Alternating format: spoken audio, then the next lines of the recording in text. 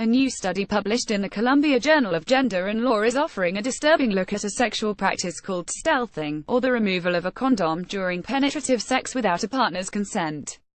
The study, conducted by Alexandra Brodsky, includes interviews with survivors of stealthing, an exploration of an online community of men who practice it, and ideas about how to help stealthing survivors in the legal system. Brodsky uses the term rape-adjacent in the title of the study itself, rape-adjacent, imagining legal responses to non-consensual condom removal, and many of the stealthing survivors she interviewed echo this take on the practice. Rebecca, a sexual violence crisis hotline worker, told Brodsky she had taken many calls about stealthing that started with the phrase, "I'm not sure this is rape, but..." Rebecca reports feeling similarly confused about what to call it when her boyfriend did the same thing during her freshman year of college.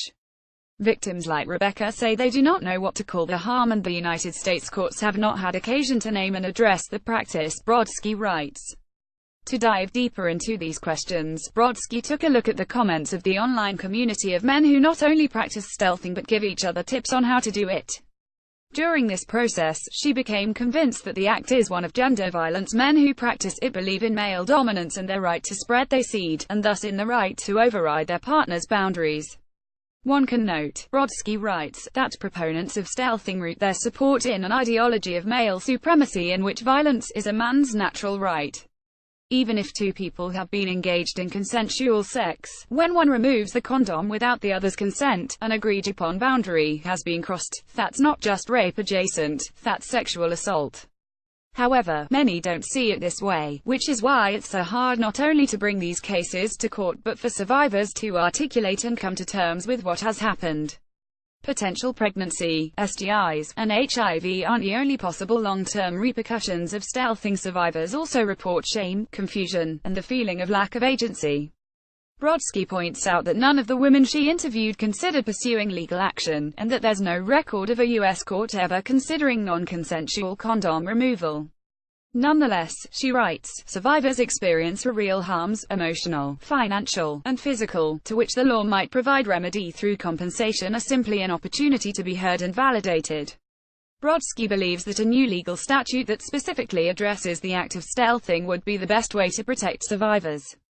It would help create the terminology to talk about the act, which would be helpful both for prosecuting people who commit it and for helping survivors recover emotionally. It is worth noting that there is precedent for men to be tried for this crime, though not in the U.S. Earlier just this year, a man in Switzerland was convicted for rape for non-consensually removing a condom during sex.